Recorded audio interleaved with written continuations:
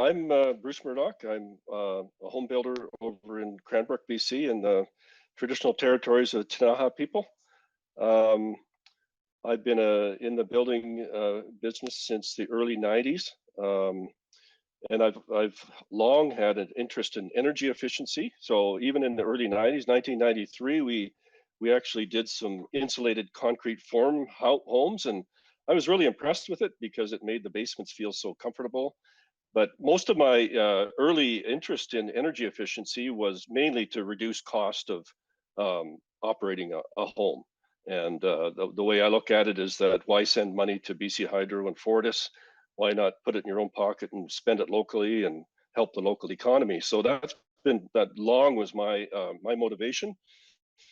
But later on, after we got the carbon tax put in BC, I decided to take the time to really understand the physics of the greenhouse effect. And once I grasped that fully, or not fully, reasonably well, I realized, oh, we need to really hurry this up. We've got to get emissions out of buildings. And at that time, our only technique was to make the home more energy efficient. But now we're in a position where we can make a home, we call it zero emissions, but it's nearly zero emissions. And we do that by increasing our energy efficiency, but then also electrifying the homes. So that's been my interest, and I've been very, very involved in learning and how these techniques work. 10 years ago, there was lots of techniques, but we weren't really able to measure them or model them properly to know what the effect is. And so my concern has always been as to how to get the energy efficiency of a home up, improved to a high performance level without spending a lot of money. I got involved with the East Kootenay Climate Hub in 2020, about 4 years ago. And we've been doing a lot of advocacy work. And one of the things that we keep running into with when we advocate higher step code and the zero carbon step code is, oh, it's too expensive. We can't do that. We can't move to step code 4 or 5 just because it's too much money. The reality is it's not. And this is the interesting thing tonight is I'm going to have two portions tonight. One is on new homes and the other is on retrofits.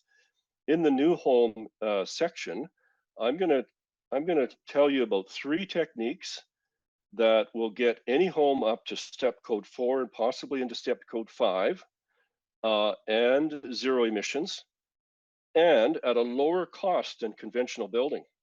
And so they're almost kind of boring, 3 boring things, but they're just 3 that we've learned that that they're the most important, and they're also lower cost to do. So so I'll get started on them. One of the interesting things is that what you're going to learn tonight is that 80% of builders don't know this. They don't know how powerful these 3 things are. And that's where we're getting most of the kickback from municipalities saying, well, it's too expensive. They're hearing that from builders. And it's really the builders just don't know the techniques. Okay, so I'll start with new homes. And let's go to the next slide. Affordable, zero carbon new homes.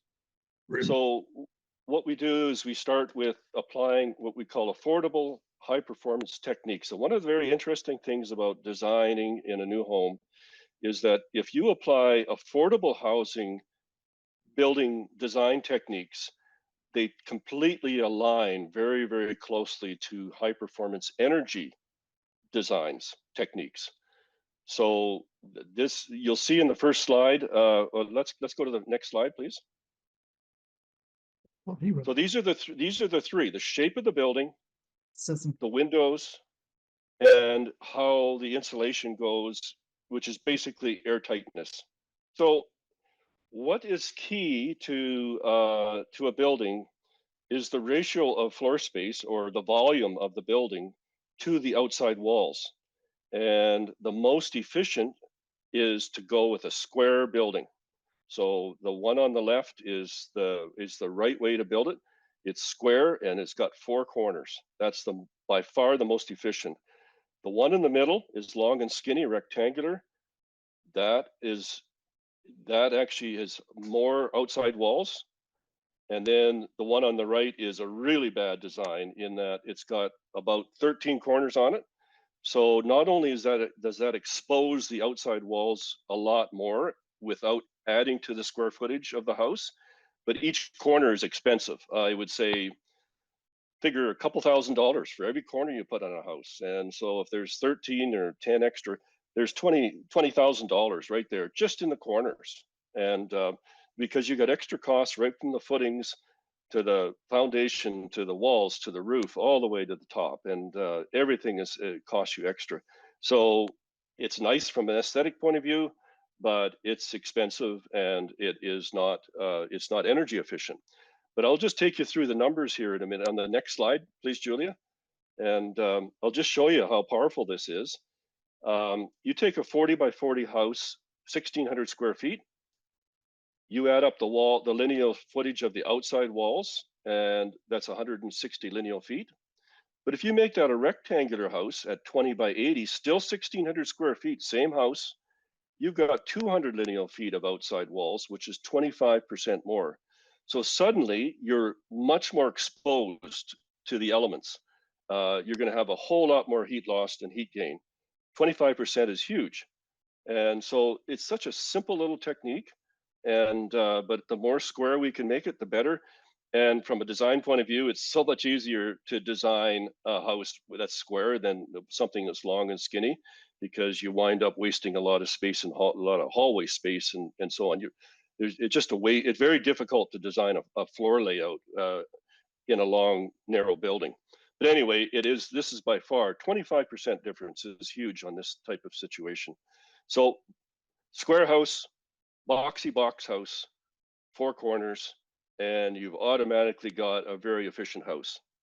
Next thing is the envelope being airtight. So one of the things that we're doing is we're able to measure our airtightness. As you can see on the right hand image, there's a blower door test, and that we depressurize the house and we can figure out how much air leakage is in the house and so on.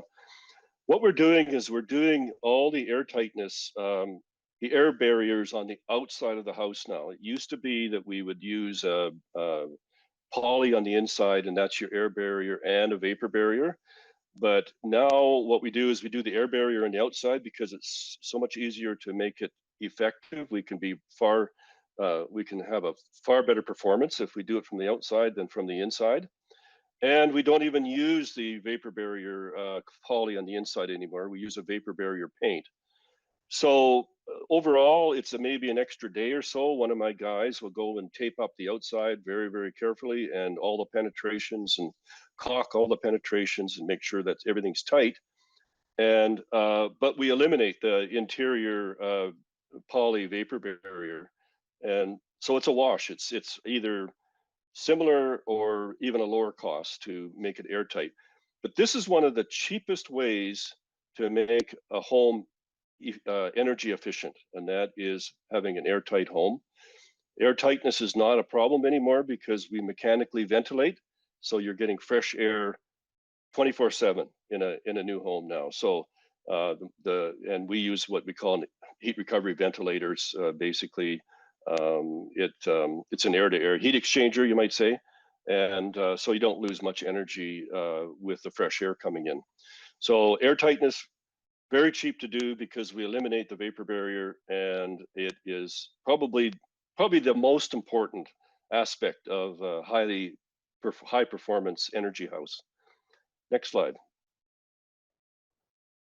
Next one is windows, and this is probably the one way that you can really make a house inefficient is windows like the house on the right hand side. Windows have an R value of somewhere between 2, even the top quality windows are 6 or 7, somewhere around there.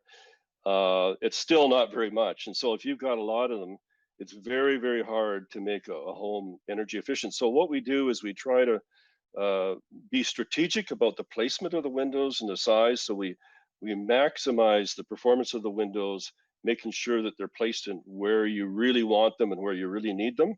and not go overboard on how many we have. The other thing that we do is we use a lot more picture windows than we have opening windows anymore. Technically, we don't need any opening windows in a new home anymore because we have mechanical ventilation. So the only place that we have to have opening windows are in the bedrooms where you need the fire egress escape. So I'm using a lot more picture windows in homes now. Again, cost savings. So we're very careful with the windows and the size, and we don't spend a lot of money on fancy opening windows. And so my window costs are actually lower, and it improves the performance of the house. So those are the three things that's it. That will give you a step code 4 or step code 5 house right off the bat. And just those three little things. And it's very, very inexpensive to do that. I'll talk about some of the things that are not that important. Maybe on the next slide, please, Julia. A lot of people say, what about your wall system? I mean, everybody loves to have double walls and walls that are insulated to the nines and so on. But in reality, what we're using is that we can get good performance out of a standard conventional 2x6 framing. It's important to go 24 inches on center because that reduces the number of cold spots in your, like a stud is a cold spot.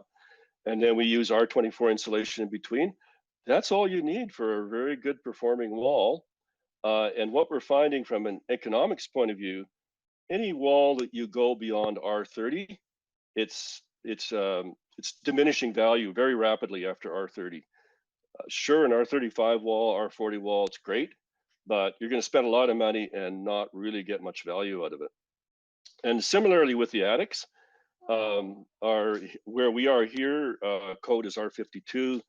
I typically put R60 in, but after that, you don't get much value out of it. You are getting R80 is great, R90 is great, but it doesn't really change the net effect all that much. Triple glazed windows, people often ask about that. Again, they're great. They do certainly add comfort. If you've got a lot of windows in a house, then you probably have to look at triple glazed windows to get the performance of the wall up. But generally speaking, we're getting high step value, step code houses, step code 4, step code 5 with double glazed windows. And again, it's just a matter of not going overboard with too many of them and placing them in the right place. So, and I mentioned before, vented windows, we only need them in the bedrooms. And otherwise, vented windows are a bit of a luxury, and they kind of work against how the house as a system works. So yeah, so those are some of the things that we look at, and overall, we're able to produce a very high performing, energy efficient home with just those three low cost or even negative cost techniques. So then once we've got this highly efficient house, then we look at the mechanical systems and we go to an all electric house. And because of the rapid changes in the technology of heat pumps, we're finding that heat pumps work very, very well in any climate zone. I think you're probably in climate zone 5 in the Shuswap, or yeah, probably 5. You might be 6. We're 6 here in Cranbrook, and I'm using heat pumps that are quite efficient down to -30 here. And what we do is we design it for what we call the design temperature of the area, which picks up 98% of the climate events or the weather events, temperature events. And then for that extra 2%, I usually add some sort of resistance wall heating as auxiliary heating. We don't need backup heating, but we do sometimes at we hit -35 here in January. So I've got a couple of net zero homes where we did have to turn on a little bit of resistance heating for a few days. But other than that, heat pumps work extremely well now. 5 years ago, not really so much available. But so when people say, well, heat pumps don't work in a cold climate, that was true 5 or 10 years ago, but now not true at all. We're ready to go for heat pump heat heating and of course with the heating you get with the heat pump you get the cooling automatically with it, which is becoming more and more required with our hotter summers. So maybe we should go to the next slide. I think that's a heat pump slide. Yeah, so there's two different ways to do heat pumps. One is the ducted heat pump, and the other is ductless. So from the ducted, it will deliver heat to every room that you want. It will do it more uniformly, but it is not only more costly up front, it's more energy inefficient as well. So it is, to me, a ducted heat pump system is a bit of a luxury. It's still pretty efficient compared to either gas or resistance heating, but it does cost you a little more. What we've been using is ductless heat pumps, and as you can see from that the picture at the bottom, you can see the air handler above the door, and so we'll have one or two or three of them around the house. One of the things that we've found in a modern house now with the HRVs that are ventilating the house, air moves around the house very, very well. So these air handlers that are above the door there, it's quite remarkable how well the heat coming from there migrates all around the house very, very well. So even if a bedroom doesn't have a direct heating in it, these air handlers seem to get the heat in there really, really well because of the venting all the time, and so that's moving the heat around. And so we're finding that very successful. So it's a very low cost way. So if we go with a ductless heat pump, it's actually cheaper than quite a bit cheaper than a gas furnace with air conditioning. And with the ductless heating, you're getting air conditioning as well. So we're actually lowering our cost on the mechanical system as well. And I'm just a big believer now in heat pumps. I even put them in my own house, which I can talk about later on the retrofits. But yeah, we found them very, very comfortable. People are really very much enjoying them. So next slide, hot water. Oh yeah, supplementary heat. Yeah, I did mention this, that our design temperatures are 98% of temperature events. And so we do need to have a little bit of resistance heating to top it up, just during a few 2 or 3 days and maybe in the wintertime. And that's it. So next slide. So heat pump hot water. There's basically two ways to do this. And the unit you see on the left there, that's what I'm using quite a bit. We put these in the mechanical room, and it's sort of an isolated room. And what it does is it takes the heat from the air in the mechanical room and puts it into the water. And so as long as that room is relatively isolated from the rest of the house, the coolness coming out of the heat pump doesn't really affect the rest of the house. And if you're not a huge hot water heater, it's not a big deal one way or the other. On the right hand, you'll see a condenser, the little square box. You can have an outside condenser to produce hot water. In this case, the hot water tank would be inside the house, but I picked up this picture just to show you how it's all connected. So the condenser outside extracts the heat from the outside air and puts it into the hot water tank inside the house. But those typically, those types of condensers, you would use them in combination with, for instance, hydronic floor heating. So if you really wanted to heat your whole house with hydronic heating, you would combine it with this type of system. The system on the left, you just use that for domestic hot water only. Next slide. Oh, so that's the end of new homes. We went through that pretty quickly. I thought maybe we'd pause right now, and if anybody had questions on new homes before we go into the retrofits. Are heat pumps, electric heat pumps, efficient enough to use in an off-grid house in the winter? So you'd be buying more batteries, more solar panels to use them. Well, if you're comparing it to electric resistant heating, it's a way, way more efficient, even in the wintertime. No, I'd be comparing it to like I don't know, gas heater, or yeah, gas is usually the Right. So alternative. if you're off grid, you're probably using propane. Yeah, you would definitely need either more solar panels or you would need more battery or both. Definitely, your solar designer would design what you would need. Remarkably, heat pumps are very, very efficient, but yeah, you need more electricity. So you would need more solar panels and possibly more battery as well. Yeah, and I guess I'm asking, it on balance, given, like, I don't really know how many more, compared to gas heating, like, just cost wise, is it just outrageously more? Or would it Uh, be likely to be feasible? I think it probably would be feasible. You can get all that modeling done. So you can get an energy advisor in, and he'll model your house for you, and he can determine how much you need, how much energy you need, and then you take that to the solar designer, and the solar designer will then specify the size of system that you need.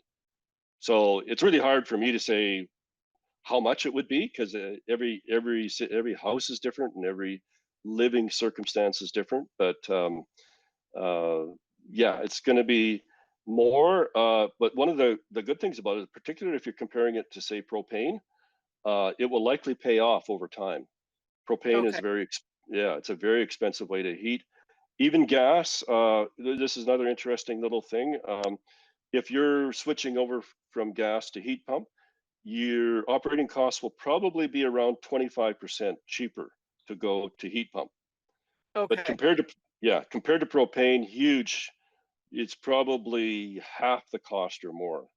And Okay. so, yeah, you're going to get a return on investment there. Okay. Thank you. Yep. Uh, I see a question here. Some houses without triple glazed windows are getting ice inside. Uh, yeah, ice is ice and moisture is often due to a sort of a high level of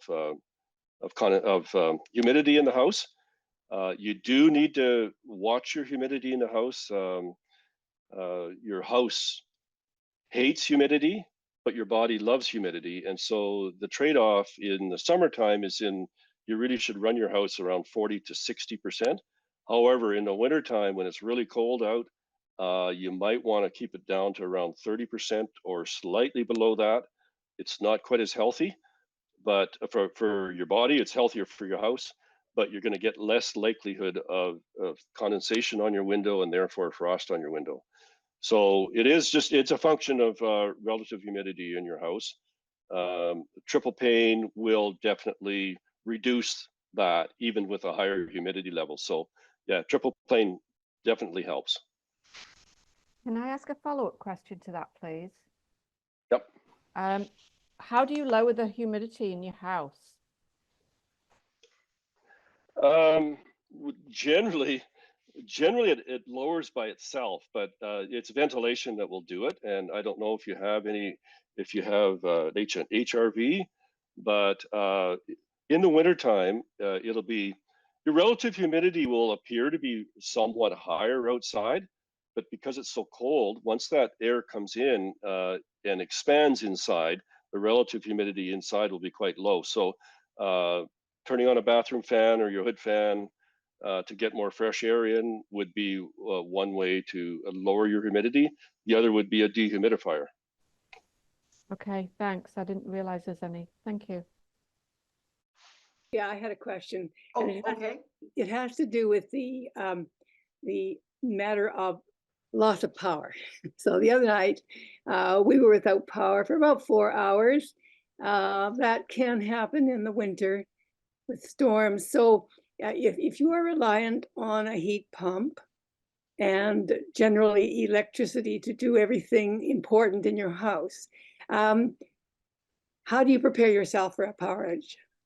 Okay, couple of things. One thing to remember is that if you have a gas furnace and your power goes out, your gas furnace is not going to do you any good because it's a forced air furnace and the blower won't work. And so you won't have any heat with a gas furnace. So there's two ways basically that we're finding most people deal with that, especially if they're in an area where power outages do happen frequently.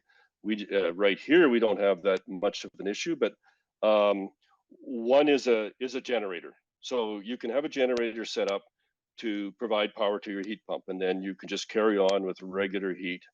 That's one way. Another way that a lot of people here are doing it is they're using wood stoves and fire that up if they need it as well. So that is another way. A third way is if you do have gas to your house, a gas fireplace is another supplementary way to back up your electricity failure situation. So yeah, there's several ways: fireplace, wood stove, generator. Thank you so much. Yep. Great. Okay. Any other questions? Okay. We'll continue on here. Okay, so retrofit homes. It's a little bit different situation in new homes because you've already got something that you're dealing with, and it can. This can get quite complex. But I'm gonna sort of take a little different viewpoint as what you'll find from a lot of you might say experts. So let's go to the next slide.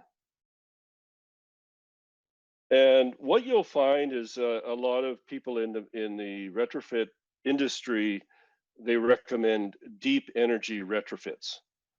And I don't quite take that view. If you've got the money, great, but a deep energy retrofit where you remove the interior, gut the walls, you remove your siding and so on to do a really deep job of getting the house airtight and increasing the insulation, that can cost $100,000 to $200,000, and it's just not practical for almost everybody.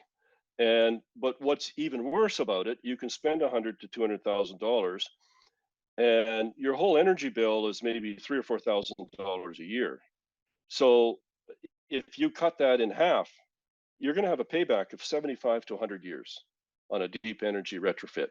Again, if money's not an issue, that's great. Go for it. But it's just not practical. So what I've done here is I've picked up what I consider low-hanging fruit retrofits. So these are all low cost. We're talking, you can probably get halfway to $100,000 retrofit for maybe $5,000 to $10,000. These are the cheap ones, and you can get to a much better place with just a lot fewer dollars. So the payback becomes very quick, and it gets you prepared to transition to electrifying your house. So next slide. Airtightness. That's probably, again, one of the most important ones on an existing home. And there's all kinds of places in your existing home, an older home, where it's going to leak. Obviously, the one people think of most is windows and doors, where you need weather stripping and caulking. Underneath the door sill is a really bad one. If you were to caulk the threshold of the door where it meets the floor, almost all older installations of doors, they didn't do anything much under there, and the air just pours in there. So that's a good one. So every house has wall and ceiling penetrations. So wall penetrations could be venting items that are going out the wall. You need to seal or caulk them around them. Attic inside your ceiling, it leaks really badly. All your light fixtures will leak. The ideal way to fix that is to it's no fun, but to go up into the attic. And for instance, if you have some of the old pot lights up there with the metal cans on them, you need to enclose that with poly and seal that up against the other side of the drywall up there to seal that off. They all leak pretty badly. Also in the attic, you're going to have plumbing stacks go up, and you're going to have holes where they've got groups of wiring go up up through the top plate of the interior wall. Those all leak pretty badly too, and so you need to caulk them. So spending some time up in the attic, you can really cut down a lot of heat loss because of the fact Hot air rises, heat doesn't rise. Heat goes from hot to cold, but hot air rises. And so there's always pressure up against your ceiling, air wanting to escape into the attic. And so if you can seal off those light fixtures and the wiring holes and the plumbing holes, that'll make a big difference. On your exterior walls, another area that leaks quite a lot that a lot of people aren't that aware of, and that's your plugs and switches. You can get gaskets for your plugs and switches on the outside walls. That still doesn't quite do the whole job. Where the rest of the leakage happens in a plug or a switch is at the back of the box where the wire comes into the box.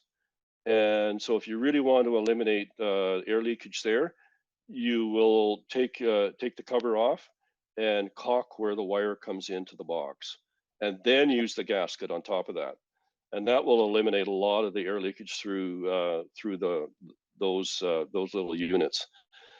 In the basement, another bad area in an older home is what we call the box joist. That's where your floor joists sit on top of your foundation wall. Very often, a lot of older homes are not even insulated.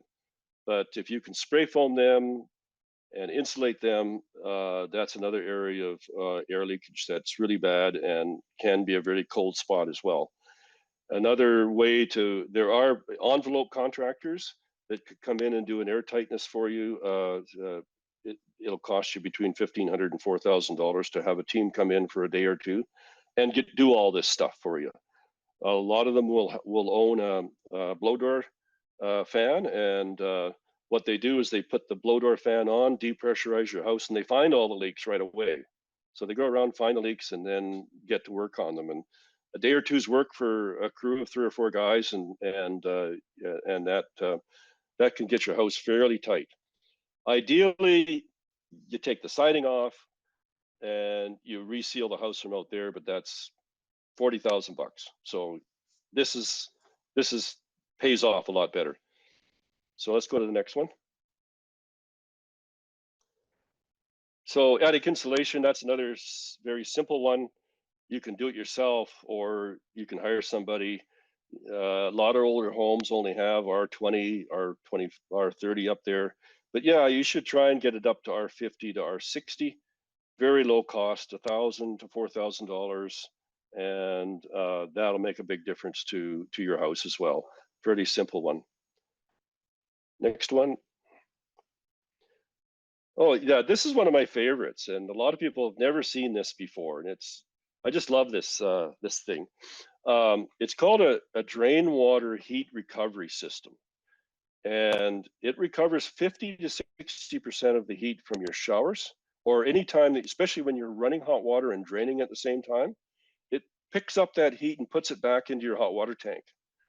And it costs under $1,000 and fairly simple install. So the picture on the left is an actual installation, and that's in your basement. That's your main drain. And so this copper pipe, you cut out the ABS and you install this copper pipe. And what it is that when the hot water comes down from your shower, it runs along the inside of a copper pipe. It heats up the inside of the copper pipe. But as you can see, there's a spiral around that, and that's fresh water. And that spiral is fresh water coming in. So when you're demanding water from your hot water tank in your shower, this is cold water coming in, comes in at the bottom of that spiral. And as it works its way up to the top, it warms itself up from the hot water that's coming from the shower. And so your new supply of cold water is warm by the time it goes back into your hot water tank. And the image on the right, you can sort of see how it works. You can see it's draining down from the tub, and then it warms up that coil of fresh water, and that gets dumped into your hot water tank. So yeah, it's got a good payback. Manufacturers say anywhere from 3 to 6 years, and it pays back. So yeah, I like that one quite a bit, and I use that in new homes wherever I can as well. So next one. So those are 3 things that they're low cost and they kind of get you ready for a heat pump. And You know, if you don't do some of those things, that just means you need a bigger heat pump. It's going to cost you more to operate. So with a heat pump in a retrofit situation, you can integrate the heat pump into your existing duct system if you have a gas furnace. You may need to put in a new handler, which is either a gas furnace or electric furnace. And then you can use that. If your heat pump's not keeping up, you can use that as supplementary heat in extreme weather. The downside of integrating a heat pump into the existing ducting system is that it's quite expensive, 15 to 25,000. I should make a comment about that right now, is that those numbers are ridiculously high right now, but there's quite a bit of demand and not enough contractors out there doing this. So the competition is not really great right now. This should be a $10,000 to $12,000 retrofit, but we're seeing 15, 25, even 30,000 just because there's so few contractors out there. And it also hasn't helped that BC Hydro has rebates. And what we're seeing is these contractors are just taking the $6,000 or $7,000 rebate and basically just adding it to the price. And so we're trying to find ways around that, and we've got a whole number of different things that we're working on and advocating and so on. But in reality, it will come back to a more competitive situation as we get more and more contractors out there that are familiar with how to do this. A lower cost way is to go with a ductless heat pump, and we've done quite a bit of that around here, especially with some of our contacts with the Climate Hub and so on. A lot of us have done that, and what we've done is added a ductless heat pump in a real common area that you use a lot, and some of them are do-it-yourself heat pumps, and so they started at about $2,500 and plus $500 for electrical work, and they're working very, very well. And so if you maintain your existing heating system, whether it's baseboards or electric furnace or gas furnace, you just add the do-it-yourself heat pump, and for $2,500 or $3,000, and turn on your furnace when you need it if it doesn't keep up. And so in my house, I added two. They were about $2,300 each, one on each end of my house, and one's in the room that I'm in right now, which is a solarium that has a huge amount of heat loss, and so I pretty much need that one just for this room to keep it warm. But the other heat pump is keeping the other 1,500 square foot house just perfectly warm, and I can get away without turning my furnace on, but I did use it during that cold snap in January. So, but that's a hybrid situation, and it's very easy to integrate into your house if you've got a location that is fairly central, and that air can from the ductless heat pump can move around, heat up a lot of rooms at the same time. So those are the two methods that we're using for installing heat pumps. One's cheap and one's not so cheap. But again, like the new homes, the ducted heat pumps will give you a more comfortable experience, because it will deliver heat to every location that you've got an outlet. So it is more comfortable way to go as well. So next slide. So heat pump hot water. Very similar to new homes. The one on the left is very similar to what we're using, and then you can see that drain water heat recovery in that picture as well. But yeah, that one in the left-hand picture, that is using the heat from that particular room and extracting it from the air and putting it into the water. The picture on the right is what they've done is they've rigged up the ductwork to take air in from the outside and exhaust it to the outside, so it doesn't affect the inside of your house at all. And the only downside of it is that you're going to work your unit a lot harder in the winter, because it's harder to extract heat from outside air in the winter. But anyway, that's another way to have heat pump hot water working without having any effect at all in your house. So if you don't have an isolated room somewhere, that would probably be the best way to go. Next slide. One thing I didn't mention was, I guess the third item is, and what I'm starting to use now is for energy efficiency is induction stoves. And I'm just still getting used to, we installed an induction stove in our house at Christmas time. And boy, oh boy, that heats up things very, very quickly. And I know we're saving quite a bit of energy there. But cooking is not a major item anyway. About 70% maybe is heating, 25% is hot water, and 5% is cooking. So those are the priorities there that you probably should be looking at. Okay, we've got a couple of questions here. And that's Tracy, it. Tracy is asking, do you seal wall and ceiling penetrations from the outside or inside or both? Okay, so the ceiling penetrations, you would seal it mainly from the attic side. So not really outside, it'd be inside the attic, but outside of your room. That's the ideal spot. It wouldn't hurt to run a bead of caulking around the fixture, but that's not always practical. But you can always get it sealed off on the other side. There's always a way to do it from the other side. But your things like the wiring that's going through the top plate, you can't even get at it from the inside. You have to get it from the attic side. As far as the wall penetrations go, again, outside is probably the most effective, but doing both never hurts either. So, but generally speaking, I would focus on the outside. Okay, we got a question from Diane. Is it a good idea to install a heat pump on both floors of a house, i.e. main floor and basement?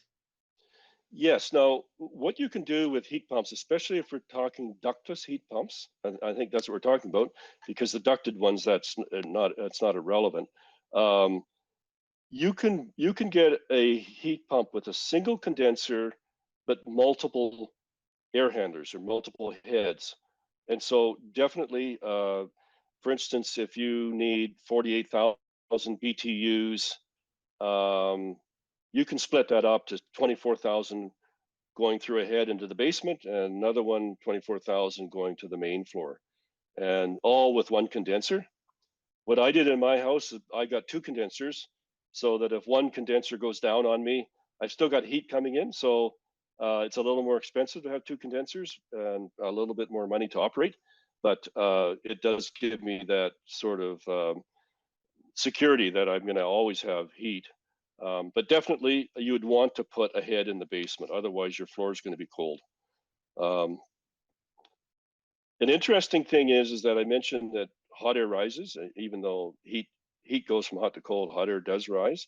In my house, I put one of the air handlers on the main floor, and we have 3 bedrooms upstairs and a bathroom, and we don't need any heat. The heat from the heat pump rises up there and takes care of the whole upstairs. So I wouldn't even think about putting a head upstairs, but definitely in the basement, that's important. Okay, we have another question here then. Do you have experience with, and can you expand on letting the air conditioning be a heat pump by using a different thermostat and some programming? I heard about this just recently by a builder. Yeah, well, really, it's all the same principle. An air conditioner is just a backwards heat pump, or vice versa, but there is a sort of a reversing valve inside. I'm not so sure I'd mess with it myself. The prices of these things are coming down enough that I think I would. If you've got an older air conditioner, some of the later stuff, the cold climate heat pumps are really amazing. They're what you call modulating, so they're constantly making algorithmic sort of decisions based on what it senses the load that needs in the house and what it senses is the weather outside. And so a new condenser is so much more amazing than something that's even 10 years old. And so, yeah, I think you could probably convert an AC and make it into a heat pump. But I don't know. I think I would tend to look for a new unit, especially if your AC is 10 years old or more. I would definitely look at that. But yeah, I think it can be done. Yes. Okay, another question from Russ. If you have a split level, is there advantage to installing a heat pump on the lower level of the house? You may have already answered that, but we'll go for it.